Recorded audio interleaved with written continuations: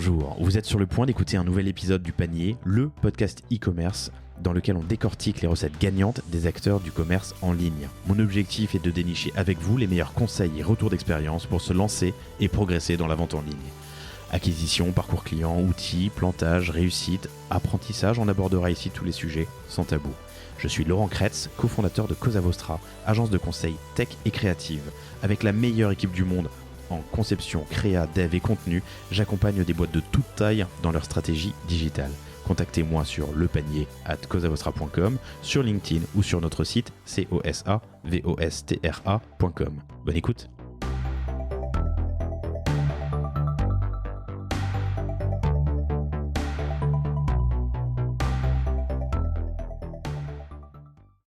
Dans cet épisode, avec les chocolats Alain Ducasse, on va parler du digital dans un groupe immense, mais un groupe de restauration, puisque les chocolats Alain Ducasse, c'est de la vente en ligne et en boutique, dans 20 boutiques en France et presque une trentaine à l'international, de chocolat, de glace et de biscuits Alain Ducasse. On y parle de transfo digital, on y parle de plateforme PrestaShop et de refonte de site e-commerce.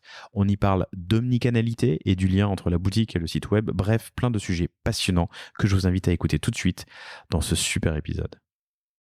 Bonjour à tous, bienvenue dans ce nouvel épisode du Panier. Aujourd'hui en partenariat avec PrestaShop, j'ai l'immense plaisir de recevoir Argentine et Diane des chocolats Alain Ducasse, de la manufacture de chocolat Alain Ducasse. Bonjour à toutes les deux. Bonjour Laurent. Bonjour Laurent. On fait pas souvent d'épisodes à trois et du coup je suis très heureux de le faire parce que je trouve ça toujours très rigolo. Alors cet épisode vous est proposé en partenariat avec PrestaShop, qui est la solution que vous utilisez depuis un bout de temps, et on a pas mal de sujets à aborder. Alors Argentine, toi tu es product owner. Oui. Et tu veux en dire plus? Product owner, oui, depuis 1 an et demi maintenant. C'est ça. Et toi, Diane, tu y es depuis 6 ans. Oui. Responsable digital et marketing des manufactures Ducasse chez Ducasse Paris. Tout à fait. On a plein de sujets à voir, vraiment intéressants. D'abord, j'aimerais qu'on fasse un grand tour de la genèse du digital chez Ducasse, dans le groupe Ducasse. Puisque la manufacture a été lancée il y a une dizaine d'années, en 2013, pardon, on est en 2023 dans quelques mois, presque en même temps que le site. Exactement. Donc déjà un beau retour d'expérience sur ces 10 années sur le digital, mais surtout un boom, tu nous l'expliqueras, vous nous l'expliquerez pendant le Covid. Un gros enjeu auquel vous faites face, c'est que vendre du chocolat en ligne, ça peut paraître simple, mais ça ne l'est pas. Puisqu'il y a toute une expérience, et surtout l'expérience haut de gamme qu'on a chez Ducasse en général, qu'il faut réinventer. Il y a des enjeux aussi très opérationnels et très pragmatiques, mais le chocolat ça fond, comment ça marche l'été, comment on gère la livraison, enfin ce genre de choses. Toi Argentine, tu as mené une refonte récemment du site, et cette refonte avait beaucoup d'enjeux. Le premier, c'est que le trafic était majoritairement mobile, et du coup le site était certes optimisé mais pouvait l'être encore plus, mais surtout ça vous a ouvert des possibilités sur l'omnicanalité et l'international. On y viendra, puisque vous avez 20 boutiques, 20 points de vente actuellement en France, 19 à Paris, une à Nice, mais un développement à l'international et en région prévu pour les semestres à venir. Et on terminera par l'activation autour des chocolats. On parlera de CRM, on parlera d'outils d'email, on parlera de saisonnalité, de cadeaux, puisque le chocolat est un produit cadeau. Très cadeau, oui. Très cadeau. La saisonnalité est importante aussi, puisque 50% des ventes sont réalisées sur 3 mois. 3 mois. Faut pas les rater. Sinon, tu rates ton année, quoi. Exactement. Cool. Mais commençons par le commencement. Non, avant ça, pardon, chères auditrices, chers auditeurs, j'aimerais vous rappeler 2 choses. La première, c'est de vous inscrire à la newsletter du Panier sur lepanier.io. Voilà, ça c'est dit. Mais surtout, faites un petit tour par Génération Do It Yourself. Mathieu a reçu Alain Ducasse. C'était l'épisode 250, qui était passionnant. Alors pour plein de raisons, parce qu'il a pas mal de choses à raconter. Mais surtout, il y a un truc moi que j'ai retenu, c'est qu'il fait venir des chorégraphes quand il ouvre un nouveau restaurant. Mmh. Parce que il y a toute une expérience de l'arrivée dans ce restaurant, du service, et des chorégraphes aident et forment les équipes à du coup à créer cette expérience qui est unique. Est-ce que les chorégraphes viennent aussi dans les boutiques? Alors, on a inventé une expérience de la boutique, de la manufacture. Moi, ce que tu viens de dire me fait plutôt penser à la manufacture en elle-même et aux artisans chocolatiers qui y travaillent. Et donc, notre manufacture qui est rue de la Roquette, dans le quartier de Bastille, est ouverte, est vitrée. Donc, en allant dans la boutique, on voit en fait le travail des artisans chocolatiers. Donc, ça peut s'apparenter à une forme de chorégraphie ou de ballet. Ouais. Il y a toute une mode depuis une quinzaine d'années sur les cuisines ouvertes dans les restaurants. Et j'imagine que d'ouvrir sur la manufacture et les chocolatiers, comment est-ce qu'on appelle les artisans chocolatiers? Les artisans chocolatiers. Oui. Il est très présent, Alain, Monsieur Ducasse. En fait, la place d'Alain Ducasse aujourd'hui sur les manufactures, c'est au-delà du nom, c'est une véritable caution. Lui, il a une réelle volonté de s'entourer des meilleurs experts sur les manufactures. Les manufactures aujourd'hui, donc on va parler beaucoup du chocolat, puisque ça a 10 ans maintenant et c'est l'essentiel de notre activité en ligne. Mais il y a aussi la glace qui s'est créée l'année dernière, en juin dernier. Quand le podcast sortira, normalement, vous aurez aussi la possibilité de découvrir le biscuit. Et pour chacune de ces activités-là, Alain Ducasse va vraiment s'entourer des experts de ces métiers. Parce qu'il le dit lui-même, il recherche de l'excellence. Et voilà, exactement. Il recherche l'excellence. Lui, sa valeur ajoutée, ça va être vraiment la curiosité. La curiosité qu'il va avoir dans chacune de ces nouvelles activités. Il va à chaque fois chercher à partir vraiment de la saveur brute. Et ce qui l'intéresse, c'est vraiment d'éduquer les palais. Si on ne dérange pas le palais, en fait, on ne va pas se rappeler de ce qu'on a goûté. Et du coup, c'est son credo, en fait. C'est vraiment avoir des aspérités sur chacune de ces manufactures tout en travaillant le produit de A à Z. Et pour ça, donc, il s'est entouré de Quentin Guigneux sur le chocolat, avec qui il travaille depuis plus de 10 ans, depuis l'ouverture de la manufacture, qui est un expert dans son domaine et qui a une créativité, une richesse sur tout ce qu'il nous propose. Là, il a fait un coffret de Noël qui sortira. On va partir en Asie cette fois-ci, puisqu'on a fait un tour du monde des saveurs à chaque fois sur les 3 dernières années.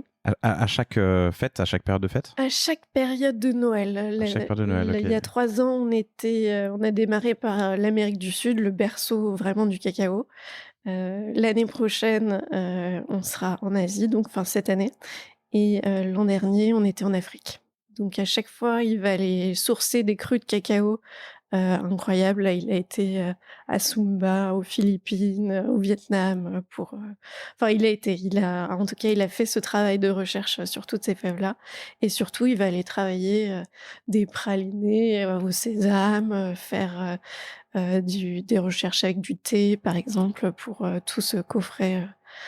Tout ce coffret-là. Excellent. On sent vraiment des différences. C'est comme le café, on a des crus, comme vous le dites. Ah oui, c'est assez... moi, je me souviendrai toujours de ma première dégustation quand je suis arrivée, où c'était une dégustation uniquement de tablettes 75%. Et je sais pas, on a dû en déguster une dizaine ou une quinzaine. Et bon, déjà, rien que visuellement, elles ont toutes des teintes et des nuances différentes. Et ensuite, au niveau du goût, il y a vraiment des différences très notables. Ouais. Ça fait partie de l'onboarding quand on rentre chez la manufacture. Oui, c'est important de goûter faire des pour pouvoir en parler. Il y a pire. Ouais. Allez, on se fait kiffer. Une petite parenthèse. On a une cosse à la base. Hein. Je ne sais pas si vous avez déjà vu ça, chères auditrices, chers auditeurs, mais il y a un fruit assez long qui ressemble presque à une cabosse. Pardon, une cabosse. Autant pour moi. Qu'est-ce qui se passe ensuite? Alors ensuite, il y a beaucoup de mémoire, j'en avais goûté moi en Indonésie. On peut, il y a un fruit un peu, comment dire, on peut manger pas la graine, mais ce qui est autour de la graine, ça ressemblait à. C'est le mucilage. Le mucilage, ok. Alors qui ne rentre pas dans la composition du chocolat après, puisque donc les fèves sont extraites de la cabosse. Donc sur place, sur les lieux de récolte. Ensuite, elles sont séchées. Voilà, séchées. Et elles arrivent donc crues à la manufacture. Séchées mais crues. Voilà. Tout Donc à fait. encore, ok. Et la première étape, si je ne dis pas de bêtises, à la manufacture, ça va être la torréfaction, qui est une étape clé dans le goût du chocolat final, puisque c'est le degré de torréfaction qui va qui va vraiment induire les notes finales ensuite à la dégustation. Et c'est une étape assez cruciale parce que il faut pas griller ou brûler la fève. Mais il faut la torréfier suffisamment pour qu'elle Voilà, dégage ses exactement. arômes, c'est ça. Et ensuite de cette fève, on la broie. Voilà, on la concasse. Il y a une étape de conchage, Ok, d'accord. plein de choses.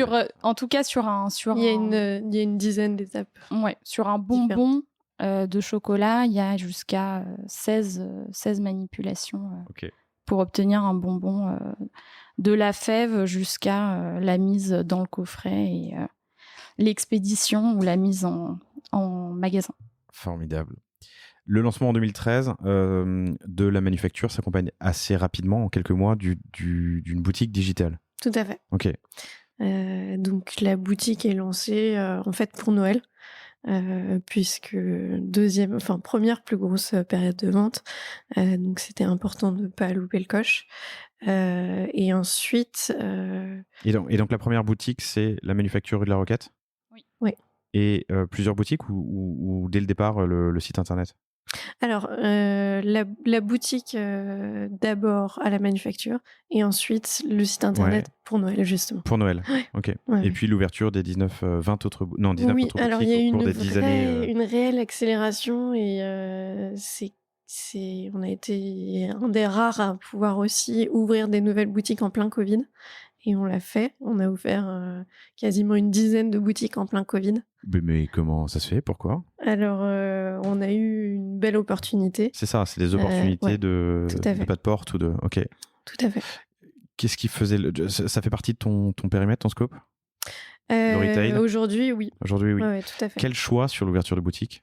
C'est quoi le premier critère de choix ? Alors là, la stratégie vraiment récente sur toutes ces nouvelles boutiques, ça a été de viser des rues extrêmement commerciales dans Paris. Donc Caire, Commerce, Mouffetard, Lévis, Daguerre. Voilà, ça a été le critère de choix du directeur qui a choisi ces emplacements. Ok. Location. Tout à fait. Voilà, les 3 seuls critères à retenir quand on ouvre une boutique.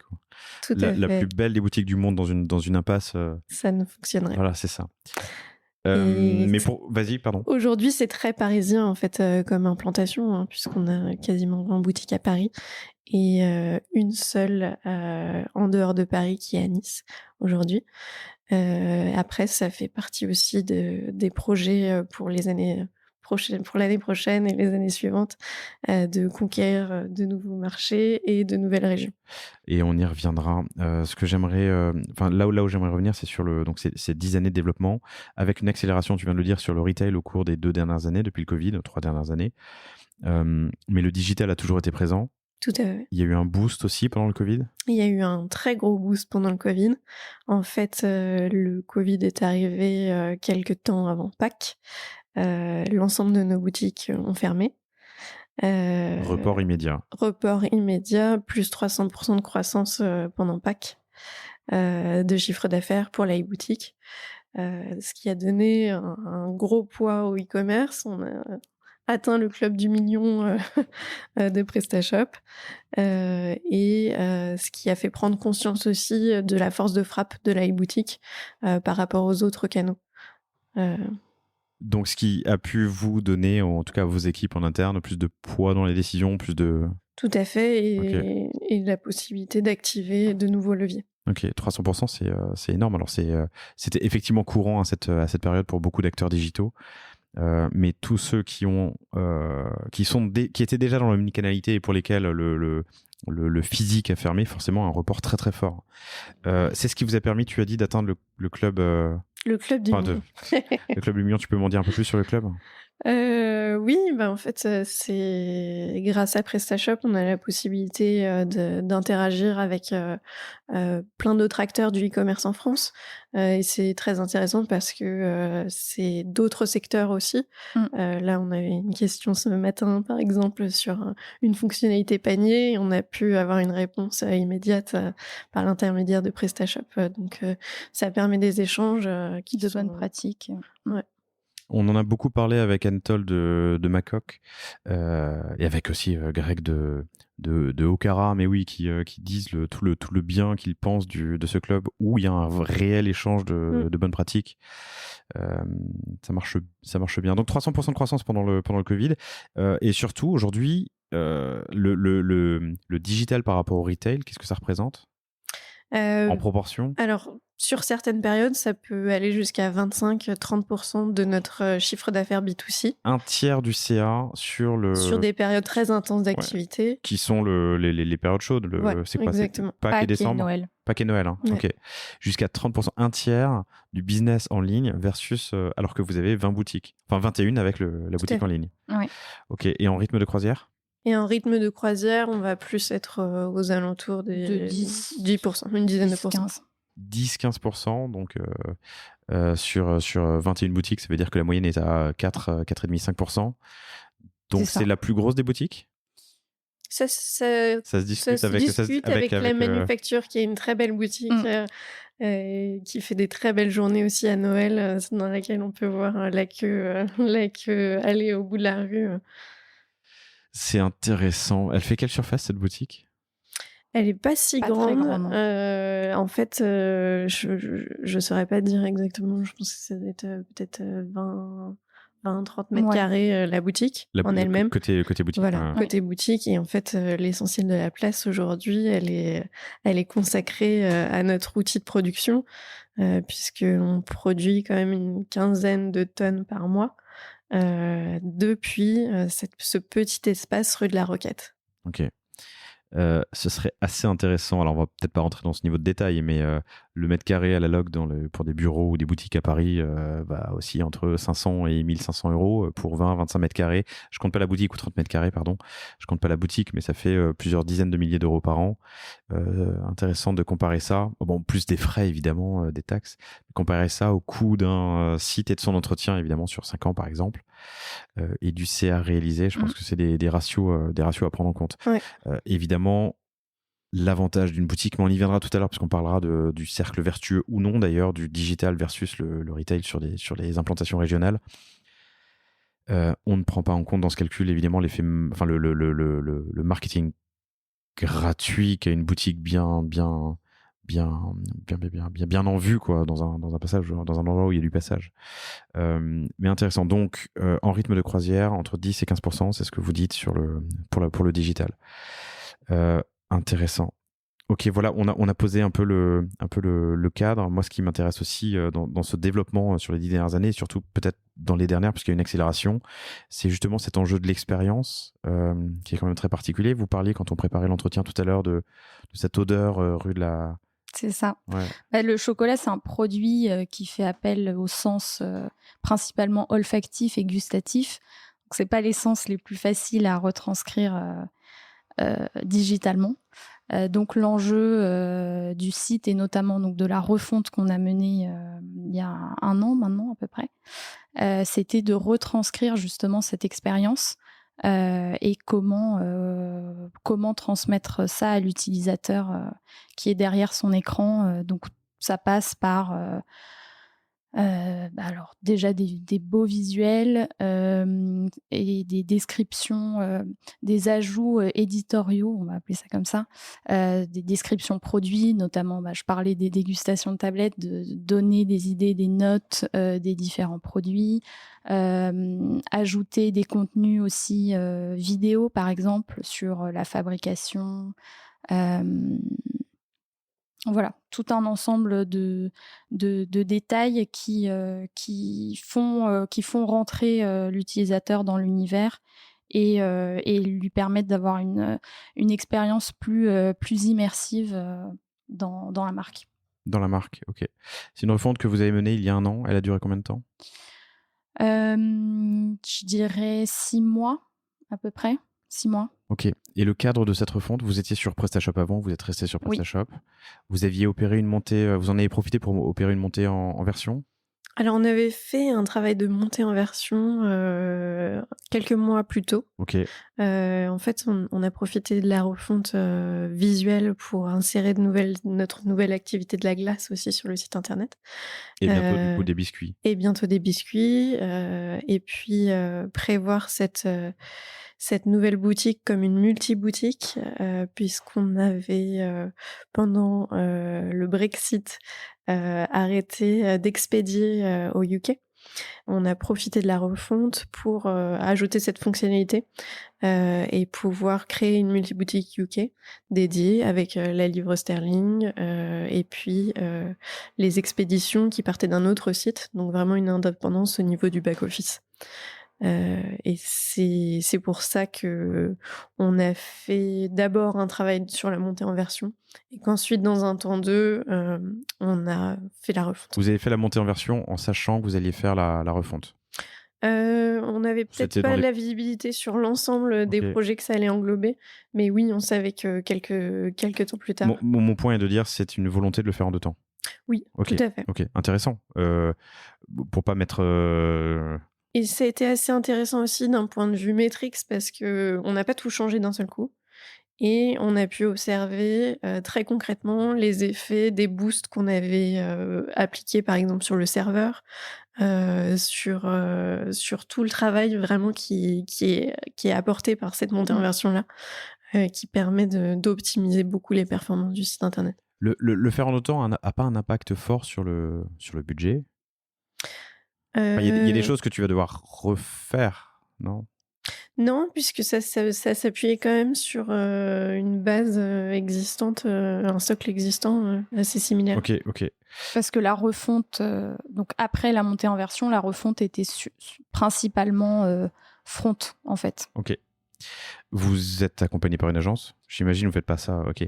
Le brief de cette refonte, donc la deuxième partie de ce grand chantier. Alors vous me disiez en préparation que c'est surtout parce que vous réalisez d'un coup, enfin vous réalisez non pas d'un coup, mais que le mobile est devenu majoritaire, le site est responsive mais peut être optimisé. Tout à fait. Le site était responsive. Après, on voyait bien que même sur la homepage, on avait déjà des potentielles améliorations qui auraient été un gain énorme en termes de mise en avant. Donc sur la bannière, sur les messages de réassurance, sur la lisibilité des fiches produits. Vraiment, il y avait un travail d'enrichissement qui pouvait être fait. Sur l'expérience et le détail des produits dont je parlais tout à l'heure, par exemple sur le site précédent, on n'avait pas la composition des coffrets sur la version mobile. Et ça, c'est une des fonctionnalités qu'on a ajoutées avec la refonte.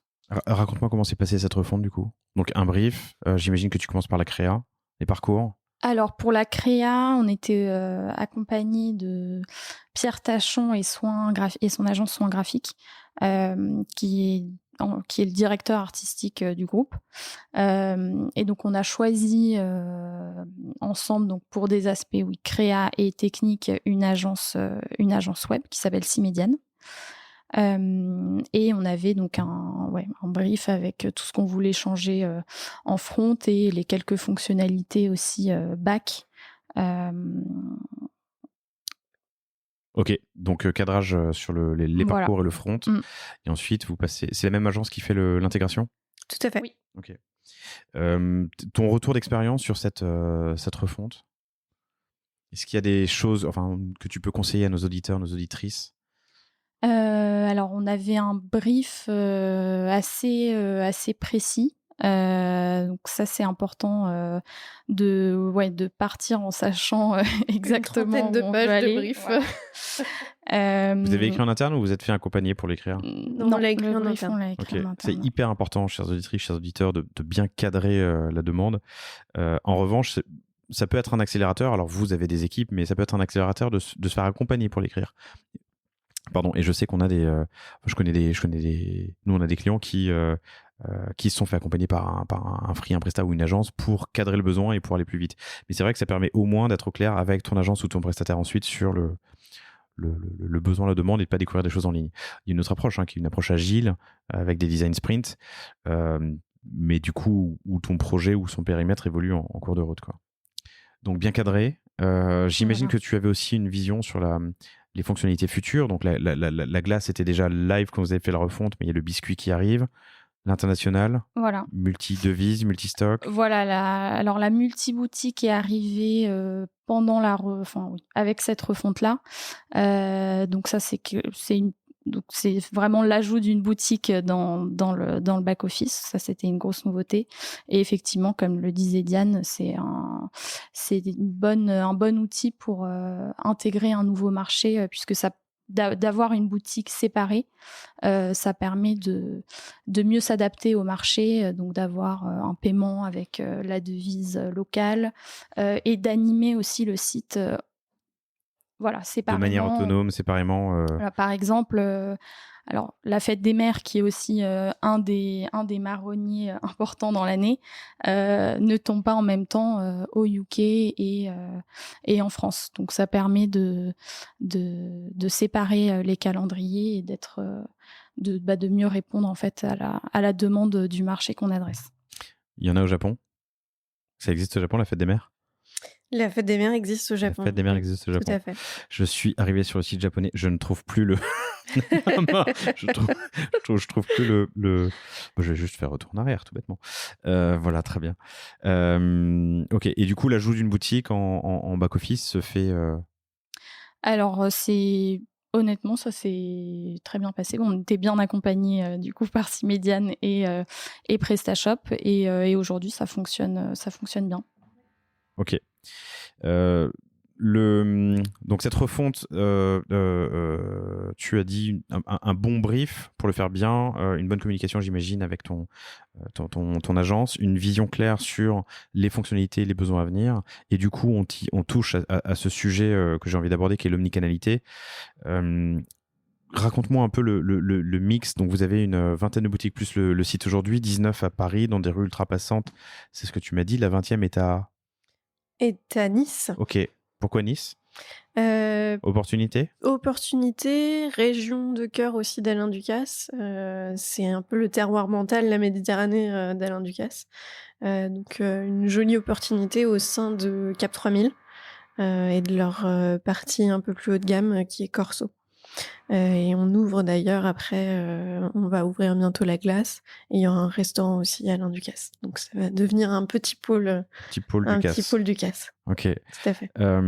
Donc jusqu'à Paris, jusqu'à présent principalement à Paris, mais une volonté d'aller en région. Oui. Et du coup, comment est-ce que vous allez choisir les villes où vous vous implantez? Comment est-ce que ça va se gérer avec le site? Est-ce qu'il va y avoir des passerelles, des parallèles? Alors, on a la chance d'expédier dans la France entière, en Europe aussi, et d'ailleurs aux États-Unis. Donc on a déjà des données aussi sur les régions de prédilection de nos consommateurs et de nos clients, ce qui va pouvoir nous orienter aussi dans les choix des villes. On a testé Lille il n'y a pas très longtemps, de manière éphémère. Tester, ça veut dire quoi? Boutique éphémère? On a une boutique éphémère au sein de la gare. Ok. Donc voilà, on sait que c'est un bon marché aussi pour nous. Alors raconte-moi ton test, parce que c'est du test and learn d'une certaine manière. Oui, alors c'est un kiosque qui a été installé au sein de la gare pendant une période de quelques mois. Il n'y a qu'une seule gare, il y en a plusieurs, c'est Orly-Lille? Non, il y a deux gares. C'est la gare de Lille-Flandre. Ok, Lille-Flandre. Oui. En l'occurrence. Et donc, on a constaté que la clientèle était intéressée. Et il y a des recherches, voilà. Mais du coup, une boutique éphémère qui s'ouvre dans la gare, est-ce que sur le digital, il y a eu des actions spécifiques pour pousser les ventes dans cette boutique, ou en tout cas... Est-ce que sur le site, en fonction de... Alors, en tout cas, la page adresse, c'était une partie spécifique du brief pour la refonte. Okay.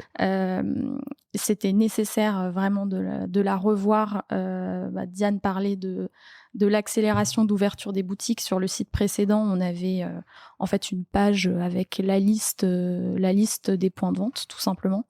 Mais avec une liste d'une vingtaine de boutiques, c'est vite indigeste. Donc là, on a ajouté une carte, une possibilité d'être géolocalisé, et on a connecté aussi par API cette page à notre outil de présence management pour en fait une gestion beaucoup plus simple de mise à jour des horaires. Alors, pardon, outil de présence management ?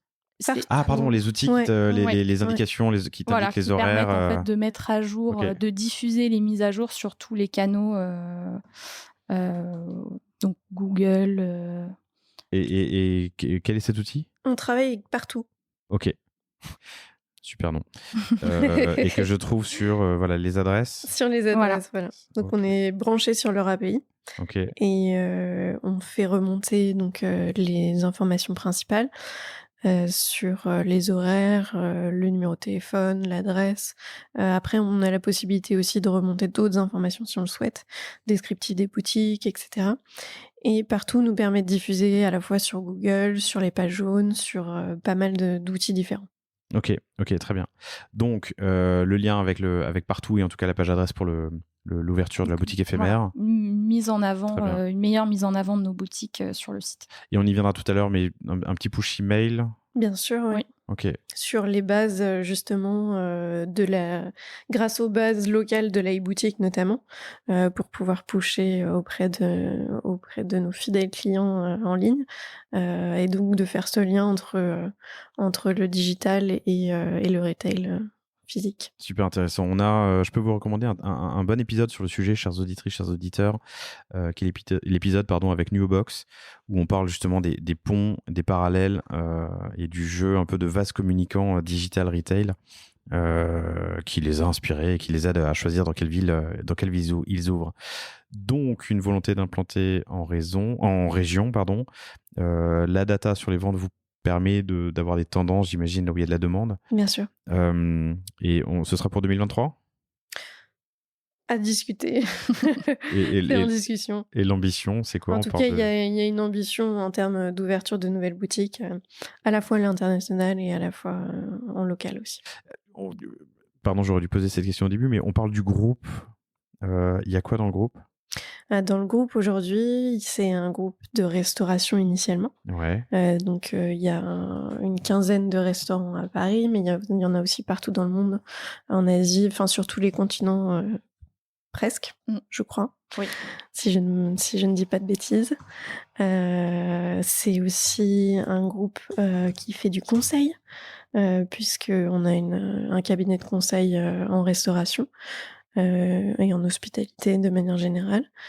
On a des éditions, de la restauration en musée aussi.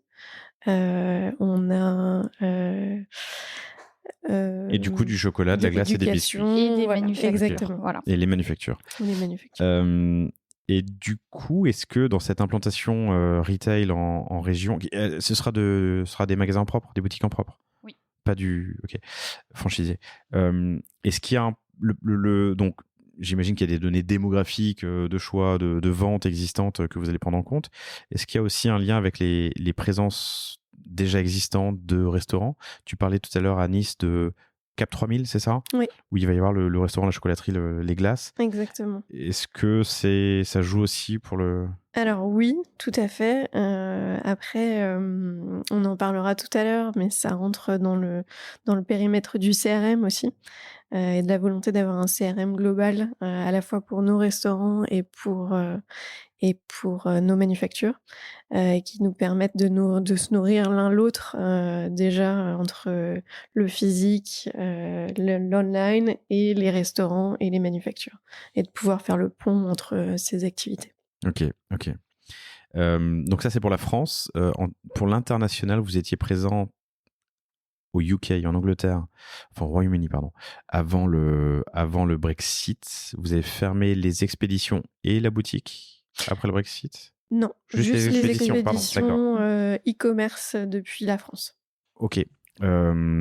Mais là, vous relancez, vous rouvrez On a rouvert. Alors maintenant, on fin- expédie du coup depuis la boutique Ouais. UK. Mm. Ok. Question, enfin pardon, question pratique, mais vous avez fermé arrêté parce que Il y a eu- fiscalité difficile, Exactement. l'incertitude. Ok. Fiscalité compliquée, droits de douane assez coûteux, et il fallait centraliser en fait vraiment ces expéditions de stock pour les faire en une seule fois. C'était la volonté. Et pouvoir expédier ensuite depuis les UK sans barrière partout en Grande-Bretagne. J'imagine que ça crée moins de déception pour les utilisateurs et les clients qui peuvent attendre leur chocolat peut-être coincé à la douane ou. Tout à fait. D'accord. On a eu quelques expériences au début et c'est pour ça qu'on a fermé assez vite. Mais du coup, donc la vente se fait sur le site en digital, l'expédition se fait depuis la boutique. Donc il y a en interne, en termes d'order management system et de gestion de stock, des liens assez forts à créer. Comment est-ce que vous le faites? En fait, ça repose du coup sur la manufacture, sur la boutique de Londres. De Londres, ouais. De Londres, où ils ont dû se créer vraiment un espace dédié à cette petite e-boutique. Et puis ensuite, il y a tout un relais sur la partie Oui, e-commerce. digitalement, digital. c'est nous qui gérons encore l'animation du site, etc. Ok. Mais pour la logistique, on est en lien avec les équipes directement sur place. Et du coup, en termes d'ops, c'est intéressant parce que tout ton catalogue est disponible au UK physiquement? Oui, presque. Oui, au début, presque à quelques références près en fonction des périodes, mais Combien de refs? Je vous ai pas posé la question. quasiment 200 refs en fonction des périodes. C'est faisable. Oui. Non, mais tu es pas dans une approche où tu pourrais tu vois, stocker 80% de tes produits les plus demandés au UK et le reste par batch en fonction des commandes. Enfin, ok, très bien. Donc ça, c'est pour le UK. Vous êtes présent au Japon aussi, du coup, c'est ce que je disais tout à l'heure. On est avant les UK. Alors, je crois qu'il en parle beaucoup. Il parle beaucoup de la Méditerranée dans son épisode sur Génération Do It Yourself et du Japon. Oui, il a un terroir mental au Japon aussi assez fort. On le voit d'ailleurs dans le film. Il y a eu un film il y a quelques années qui a été fait qui s'appelle La quête d'Alain Ducasse. Et on le voit partir en exploration dans les différents marchés et se nourrir aussi bien dans les plus grands restaurants que dans la rue. Il est toujours en quête de nouveautés et c'est un terroir qu'il aime beaucoup. Ouais, 70% sur Rotten Tomatoes, c'est bien. La quête d'Alain Ducasse, qui doit se trouver sur toutes les bonnes plateformes de VOD, je vois, Google, Canal, Apple, YouTube. Donc n'hésitez pas, chers auditrices, chers auditeurs, si cette quête vous intéresse. Donc une présence au Japon aussi, avec boutique digitale. Boutique et digitale. Ok. Il y a et expédition du coup depuis et 7 boutiques et une manufacture, dont une manufacture. 7 boutiques dont une manufacture. Ok. Donc le UK, le Japon, la France, avec une implantation, une accélération, en tout cas une volonté d'implantation en région sur la France. Est-ce qu'il y a d'autres pays qui sont dans la strate? Donc ça, c'est en physique. Ouais. Et après, donc l'avantage de la e-boutique, c'est qu'on livre toute l'Europe et les États-Unis. Ok. Il y a une bon, on fait peut-être déjà un parallèle avec les points d'activation, mais tu as une marque qui est ultra forte, donc de livrer partout en Europe ou aux États-Unis quand tu t'appelles Alain Ducasse ou les chocolats d'Alain Ducasse. C'est simple. Est-ce qu'il y a en parallèle de ça des activations spécifiques? Comment tu vas chercher des clients à l'international? Est-ce qu'ils viennent à toi? C'est simplement du pool? Enfin, simplement, pardon, c'est jamais simple, mais... Il y a tout... alors, aujourd'hui, notre acquisition en ligne, on a, grâce au Covid notamment, on en parlait, ça faisait partie des points qu'on a pu tester et auxquels on a pu se consacrer plus sur la durée. On a pu faire là 1 an d'acquisition complet sur la e-boutique. On s'est consacré beaucoup sur la France parce que c'est notre marché principal. C'est là où on a le moins de difficultés aussi en expédition, puisque on le rappellera, on en parlera, je pense, tout à l'heure, mais le chocolat est une matière très fragile. Et à partir de mai, voire avril, on coupe en fait les expéditions à l'étranger. Ok. Donc, puisqu'on n'est pas capable de maîtriser l'état dans lequel les chocolats vont arriver. Mieux vaut ne pas livrer que mal livrer. Exactement. Ok. Donc, presque 6 mois de l'année, en fait, nos expéditions à l'international sont suspendues sur la partie e-commerce en tout cas. C'est pour ça que c'est important pour nous et c'est bien de pouvoir s'appuyer sur des relais de mini-manufactures ou de grosses boutiques quand on en a l'occasion sur les marchés. Vous fermez en avril ? Oui, ça dépend vraiment des températures en fait. Dès qu'il commence à faire plus de 20 degrés, on stoppe les expéditions qui ne sont pas contrôlées par le biais d'un logisticien qui nous permet d'expédier en frais. De manière qualitative. Exactement. Et d'ailleurs, Argentine et Diane sont arrivés avec des petits chocolats, ça fait très plaisir, mais qui étaient du coup dans un papier isotherme, dans un emballage isotherme, pardon. Oui, la température idéale de conservation, c'est 17-18 degrés. Donc quand il fait 33 degrés dehors comme aujourd'hui, il vaut mieux les protéger. Ouais. Donc non seulement ça fond, mais en plus le chocolat c'est cassant, c'est ce que tu disais ? Tout à fait. Ça peut altérer, oui, la texture du chocolat et aussi si c'est des bonbons, du praliné ou de la ganache qui est à l'intérieur. Ok. On a un sujet pour Pâques aussi, notamment avec les créations au chocolat qui sont en volume. Ouais. Et c'est un de nos sujets logistiques également. C'est pour ça qu'on fait beaucoup de click and collect à Pâques et beaucoup de coursiers, parce qu'on ne peut pas expédier un certain nombre de nos créations. Et donc ça, c'est un sujet logistique avec des efforts de mise en avant des transporteurs disponibles pour que ce soit clair pour le client, assez important à chaque fois. Ouais. Et ça, dans la refonte, c'était aussi un des gros sujets, c'était de bien mettre en avant dans tout le tunnel d'achat les produits qui peuvent être expédiés et non expédiés pour pas que ce soit déceptif, que le client ne se rende pas compte à la dernière étape qu'on ne peut pas commander en ligne tel ou tel produit. S'il est à Lyon, qu'en fait il est obligé d'aller chercher ce produit-là spécifiquement en boutique. Ok.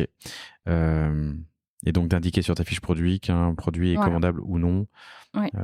Très bien. Et tu as des marronniers en plus, j'imagine, en termes de création. Donc tu as des produits que tu peux allumer, éteindre, on va dire, on-off, qui sont commandables ou non en ligne. Oui, on a vraiment alors surtout à Noël et Pâques, mais des collections spécifiques que pour ces périodes-là.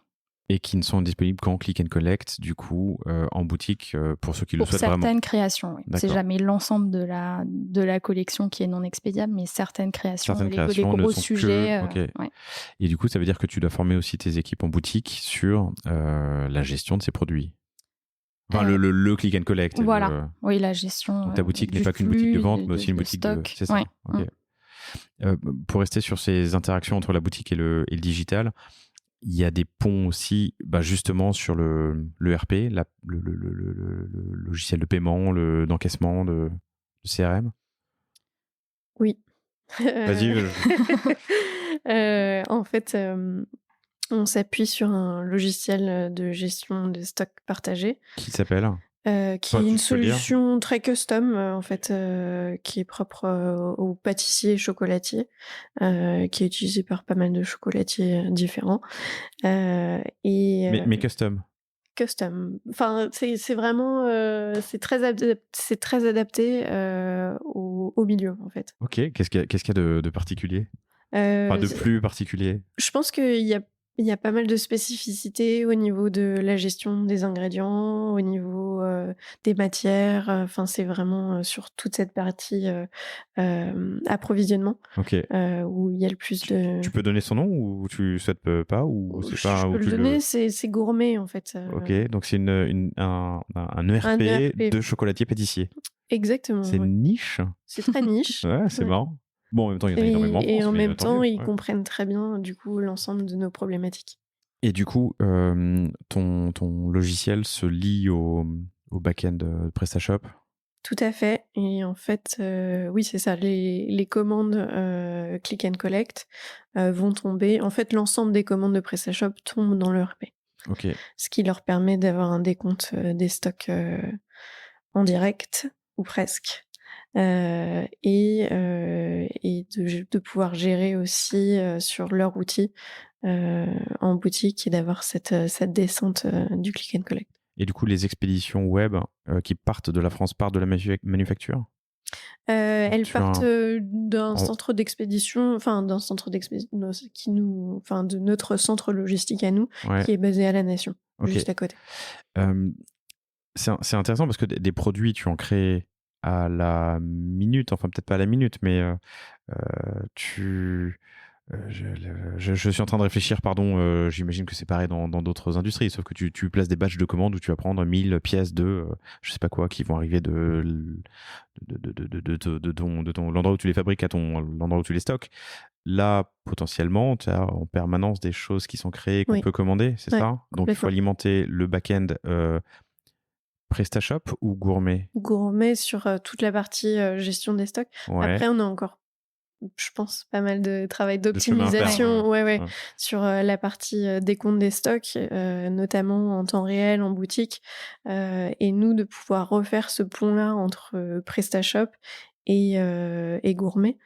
Et d'avoir cette Instantanéité, cette cette immédiateté de l'information. et cette réserve des stocks en boutique, en direct. Ok. Et là, on a un petit chantier aussi. Ça fait partie aussi de nos projets, je pense, pour l'année prochaine ou voire celle d'après, sur justement pouvoir mieux gérer le click and collect Ok. sans déception. Puisque parfois, on est quand même obligé de suspendre le click and collect pendant les périodes où c'est trop intense, sur la dernière semaine, par exemple, avant Pâques, ou les 2 dernières semaines avant Pâques, puisque c'est très compliqué pour les conseillers de vente de gérer à la fois le décompte des stocks et les commandes qui tombent en e-commerce. Ouais, le décompte en réel, puisque tu disais tout à l'heure qu'il y avait 200 mètres de queue à la boutique de la Roquette. J'imagine que... Ok, intéressant. Donc ça, c'est sur la partie stock, gestion de stock. Sur la partie paiement et vente, quel est le circuit de l'information d'une boutique et du... Alors, tout est sur le click and collect, en tout cas, c'est payé en ligne. Ok, bien sûr. Et donc, tout redescend. Ouais. Ça redescend directement. Ils reçoivent une confirmation par email en boutique pour leur confirmer la commande. Et eux peuvent se connecter après pour noter les statuts de traitement de la commande. D'accord. Alors ça rejoint un point que on peut y aller, hein, marketing et activation, mais l'utilisation du CRM et comment est-ce que tu en bases? Alors quand tu es en ligne, c'est facile puisqu'il suffit de faire une commande et tu en bases. Est-ce qu'il y a du coup en boutique des liens avec le PrestaShop ou le CRM que vous utilisez? Alors, Est-ce que vous collectez de l'adresse email? il y a un embasement, oui, en boutique. Oui, puisqu'on a quand même beaucoup de trafic en boutique, donc on essaye au maximum de faire connaître en fait notre site et Oui, notre puis d'en baser programme. pour fidéliser. Voilà, et puis, exactement. très bien. Et pour construire ta base, le ouais. programme CRM. Ouais. Tu as beaucoup de, pardon, question, parenthèse, mais vous avez beaucoup de repeats? Vous connaissez le taux de repeat sur le site? Alors justement, en fait, le chocolat est un achat très cadeau. Ouais. Et c'est en partie pour ça qu'aujourd'hui le CRM est quelque chose de clé pour nous. C'est qu'il faut passer de l'achat cadeau à l'achat répétitif, puisqu'on a des clients qui viennent, par exemple, juste pour Pâques et pour Noël. Et donc, tout le travail, c'est d'aller chercher le repeat au-delà de ces périodes-là. Et du coup, quels sont les axes que vous considérez, que vous mettez en place, que vous avez mis en place? Oui. Alors du coup, sur les axes, on va avoir une partie vraiment relationnelle le package relationnel de départ, qui va être l'anniversaire, le cadeau de bienvenue. Et puis ensuite, on va avoir un axe vraiment axé sur la répétition, avec une offre au bout d'un certain temps d'inactivité. Ok. Donc, pour revenir à l'embasement, pardon, vous le faites en boutique au moment du paiement, Oui. où on propose de s'inscrire Voilà. ou de. Ok. Il y a une contrepartie? Est-ce qu'il y a un message clé que les vendeurs, les vendeuses donnent à ce moment-là? Le message clé, ça va être cette promesse justement d'entretenir ce lien et d'avoir pas un reward, mais une contrepartie chocolatée derrière. Une contrepartie chocolatée. On aimerait bien plus souvent des contreparties chocolatées. Produit cadeau, c'est vrai, moi c'est c'est mon péché mignon. Alors je sais plus comment s'appelle le produit, mais vous allez m'aider. C'est ces sortes de barres à croquer Oui, ça pralinées. s'appelle comme ça. Voilà, barres à croquer pralinées que ma compagne Elina, si tu nous écoutes, mais je sais qu'elle m'écoute pas. Malheureusement, elle m'entend déjà suffisamment, je pense, mais m'offre assez régulièrement. Donc je suis typiquement, je pense, elle est typiquement dans cette cible là, tu vois, dans ce persona. Persona, vous en avez, vous les définissez, vous les affinissez, ça existe, est-ce qu'on peut vivre sans? Alors, les personas, Tout le monde achète du chocolat, donc en fait, tu vois, Oui. Le persona, c'est un peu un serpent de mer chez nous, puisque on a eu cette volonté d'avoir un CRM pendant un certain temps.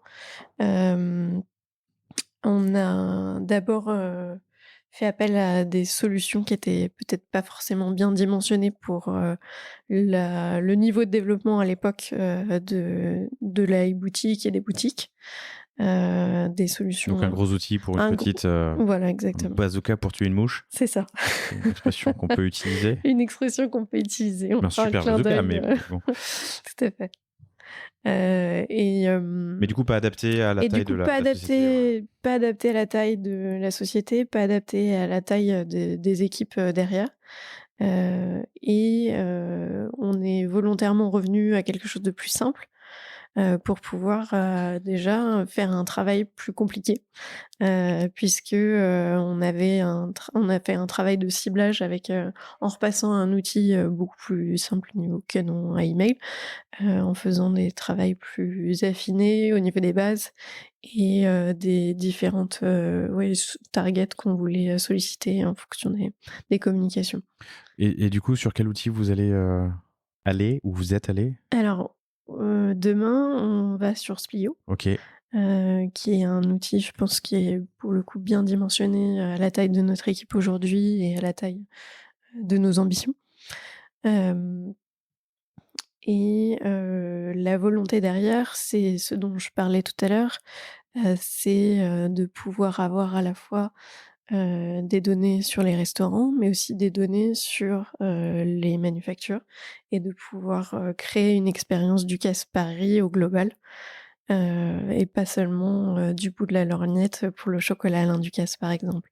Puisqu'aujourd'hui, nos clients, c'est pas uniquement des clients chocolat, c'est aussi des clients qui viennent par le nom Alain Ducasse, qui connaissent l'homme et qui rentrent parfois par les restaurants ou par un livre ou par une formation, un cours dans une école de cuisine. Donc voilà, on a vraiment cette volonté de pouvoir croiser toutes ces données-là.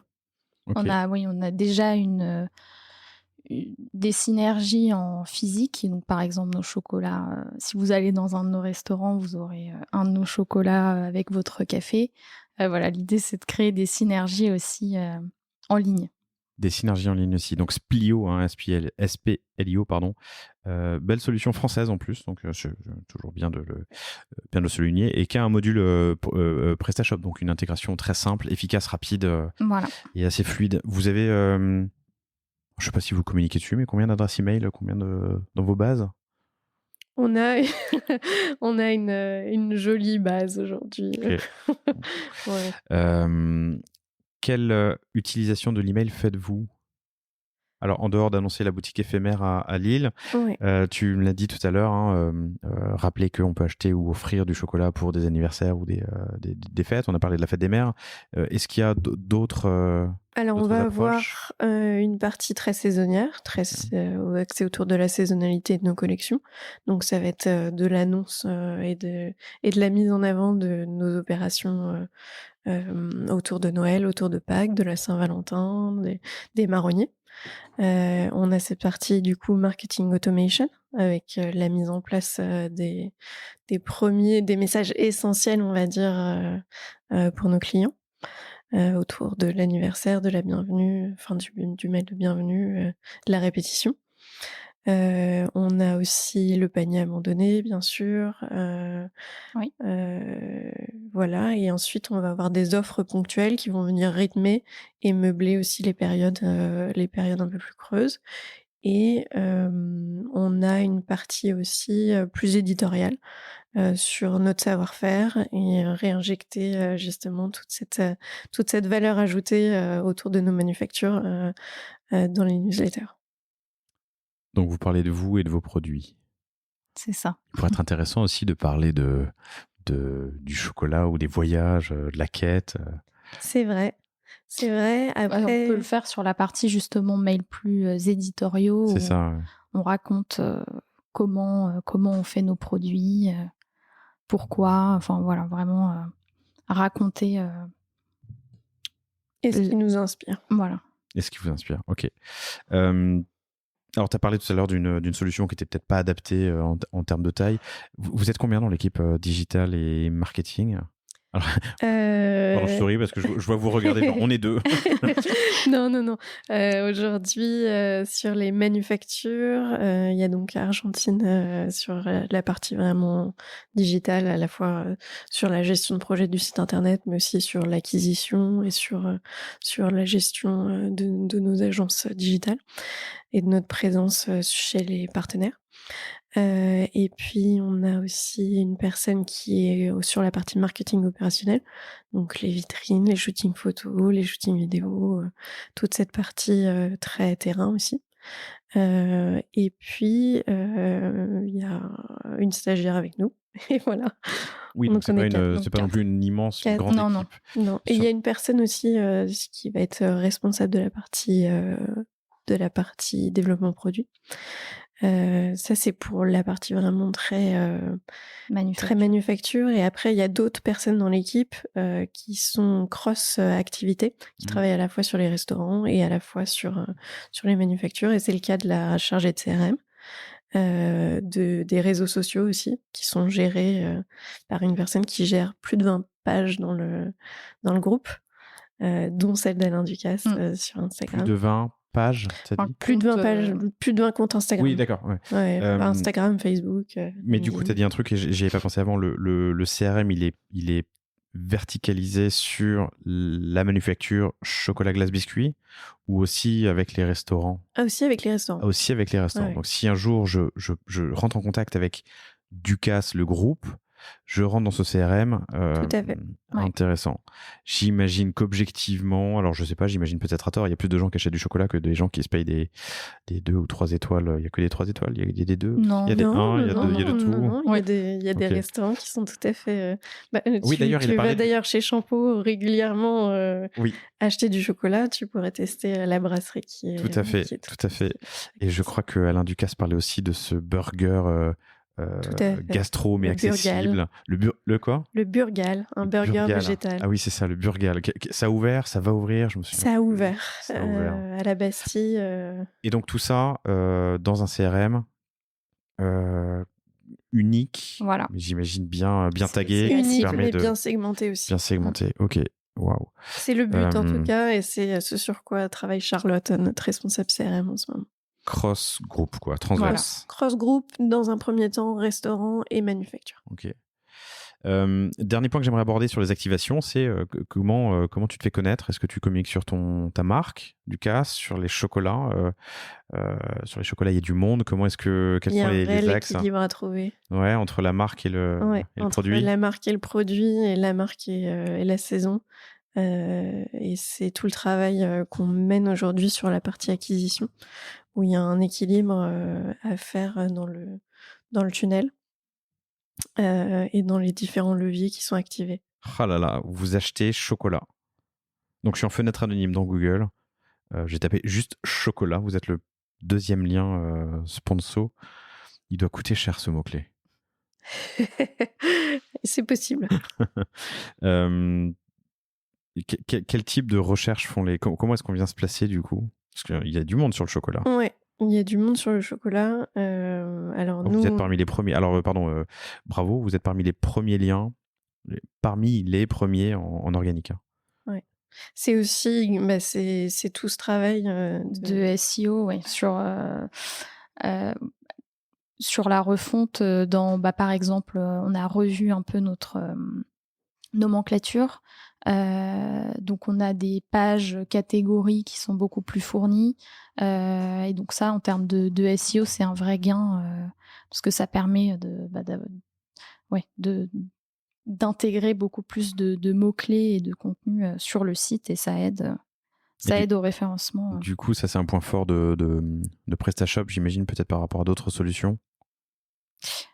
Alors c'est un point fort qui nous a permis d'enrichir, qui nous a permis d'enrichir grandement les catégories. Et puis je pense que le point fort de PrestaShop aussi, alors c'est peut-être pas, enfin c'est certes sur la partie content, mais il y a tout ce travail là aussi qu'on a pu faire sur la partie serveur, qui nous a permis aussi de gagner des positions SEO. C'est l'avantage des solutions open source que tu peux maîtriser. Donc tu maîtrises toute la chaîne de valeur, quoi. Ouais. Et surtout la data aussi, puisque la data est chez vous, ou en tout cas vous pouvez l'avoir chez vous. Super. Les principaux enjeux du coup pour 2023, pour atterrir en douceur avant d'aller croquer ces... Les principaux enjeux pour 2023. Si on se revoit dans un an, qu'est-ce que vous m'annoncez? J'aimerais qu'en termes d'omnicanalité, on soit vraiment au maximum. Aujourd'hui, le click and collect, c'est 5% de nos moyens de livraison. Donc, c'est pas gigantesque. Et je pense qu'on a une marge de progression là-dessus, notamment sur les semaines où on coupe en termes de logistique. Donc ça, c'est aussi... Mais tu m'as dit que tu coupais à l'international, pas en France aussi, j'ai mal compris. On coupe en France aussi. Typiquement, pour le click and collect. Sur le click and collect. Alors, on enregistre avant l'été. Vous écoutez cet épisode, chères auditrices, chers auditeurs, début septembre. Et là, on est le 12 juillet. Il va faire 36 aujourd'hui ou 34, un truc comme ça. Donc ça peut être coupé aussi. Typiquement, un jour comme aujourd'hui. Vous affinez quoi? C'est au jour le jour? C'est la semaine? Ça va être en fonction des périodes d'activité, de l'intensité des périodes d'activité. C'est-à-dire que 4 jours avant Pâques, c'est impossible pour eux aujourd'hui de gérer du click and collect et de la vente en boutique. Et de la vente en boutique. Okay. Mais pour les livraisons, on coupe. En France, on peut ne pas couper puisque justement, on peut livrer en frais. Oui, d'accord, c'est ça. Bon, voilà. Je confondais les deux. Très bien compris. Donc, maîtriser l'omnicanalité comme personne. Tout à fait. Avec combien de boutiques ouvertes? L'avenir le dira. L'avenir le dira et le responsable retail aussi le dira. Et les points sur lesquels vous sentez encore de la friction et vous voulez optimiser ou avancer en digital et sur le site? Ouais, alors sur le site, normalement très prochainement, j'espère que ce sera live en septembre, on va changer de solution de paiement. Pour avoir un tunnel d'achat plus fluide et des solutions de paiement plus rapides. Vous êtes où actuellement? Ou plutôt, où allez-vous? On va sur Stripe. Ok. Pourquoi? Parce que c'est une solution justement qui nous paraît plus adaptée. Ça permet d'activer des solutions comme Apple Pay, Google Pay, voilà. Et de rester de pas quitter le tunnel d'achat pour le paiement aussi. Ça, c'est un point important. Aujourd'hui, c'est le cas. Et aujourd'hui, c'est le cas. Je peux aller voir et nos auditeurs, auditrices aussi. Vous êtes où actuellement? On est sur Verifone. Ok. Les box. Effectivement, une expérience frictionless, seamless, comme on dit, sans friction, sans accroc, formidable pour l'utilisateur, quoi. Et surtout ne pas quitter le site pour ne pas risquer de le perdre. Ok. Après, on a il y a un travail de réassurance. bien mettre en avant les réassurances dans le panier de livraison. Justement, on en parlait. C'est des petits travaux d'été. Voilà. Très bien, vous avez l'été devant nous avant que cet épisode sorte. Donc, chers auditeurs, chères auditrices, vous pourrez aller vérifier que les travaux ont été réalisés. Et après, pour avec l'année brio. prochaine, on aura, je pense, d'autres travaux sur l'international, avec l'ouverture de nouvelles e-boutiques dédiées. Donc aujourd'hui, on le disait, c'est la boutique française qui sert le monde en dehors du UK et du Japon. Tout à fait. Et en fonction aussi des périodes d'ouverture et de voilà. Ouais. Demain, des boutiques dédiées. Donc, admettons une boutique allemande, chocolatducasse.de. Non, mais mais toujours hébergé et stockage hébergement depuis la France en multiboutique. Oui. Du moment que l'hébergement n'est pas quelque chose de très spécifique au marché, je pense qu'on le gardera en France. Okay. Et puis ensuite, avoir en fonction des spécificités aussi des pays. Mais alors, du coup, alors, ce que tu appelles une boutique dédiée pour un pays, c'est ce que j'ai actuellement, donc le choix de la destination, c'est ça? Ok. Qu'est-ce que tu y gagneras? Nous, on y gagne en termes de référencement, avec tout le travail qui est fait derrière, en termes de mise en avant, puisqu'on peut donc avoir, comme Argentine en parlait tout à l'heure, c'est une animation différente. On y gagne en termes de monnaie, par exemple, sur la livre sterling au UK, et puis en termes de logistique aussi, puisqu'il y a toujours ce côté fragilité et le fait de pouvoir expédier depuis une boutique indépendante. Ah oui, donc l'ouverture de boutiques digitales à l'international s'accompagne de boutiques en physique. Boutiques physiques dans les pays que vous allez... très bien. Dans les pays qui seront visités. Donc ça fait... C'est un bel enjeu aussi. Ça fait quelques jolis projets à l'international pour l'année prochaine, je pense. Formidable. Diane, Argentine, on a fait le tour. C'était passionnant, merci infiniment. Ça m'a donné faim, c'est bien. Vous pouvez retrouver donc Diane Le Pennec avec 2 N sur LinkedIn et Argentine Serre, SE2RES, sur LinkedIn évidemment aussi. Si vous avez des questions, surtout n'hésitez pas, mais surtout allez faire un tour sur la boutique ou dans une des boutiques pour voir de vos yeux tout ce dont on vient de parler. Merci infiniment à vous deux. Merci beaucoup. Merci Laurent. Très bonne fin de journée, chères auditrices, chers auditeurs. N'oubliez pas de vous inscrire à la newsletter lepanier.io et je vous dis à bientôt. Au revoir. Au revoir. Au revoir. Merci d'avoir écouté cet épisode du panier. J'espère qu'il vous a plu. Si c'est le cas, et même si ce n'est pas le cas, abonnez-vous pour ne rater aucun épisode. Parlez-en autour de vous et laissez-moi un commentaire sympathique sur Apple Podcast. C'est ce qui m'aide le plus à remonter dans les classements. N'hésitez pas non plus à le partager à chacun de vos contacts dans le business. Chaque nouvel auditeur intéressé est une victoire. Si vous avez besoin d'un accompagnement tech et créatif, que ce soit pour votre site internet, votre stratégie de contenu ou d'inbound marketing, n'hésitez pas à me contacter à l'adresse lepanier@cosavostra.com. À bientôt.